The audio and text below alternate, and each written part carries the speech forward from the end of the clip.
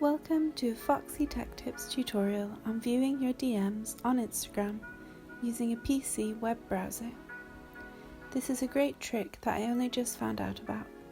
If you find this video helpful, please consider subscribing to my channel and liking the video. On your PC, open up Google Chrome, go to instagram.com and log in to your account. Now just right-click the mouse somewhere on the page and then click Inspect.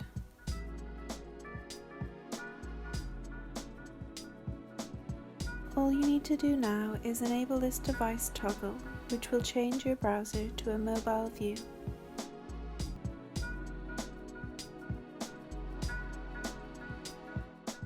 Once you've done that, reload the page.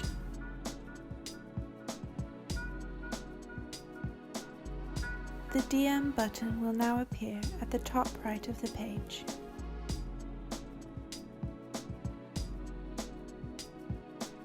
You can now read and send DMs like normal.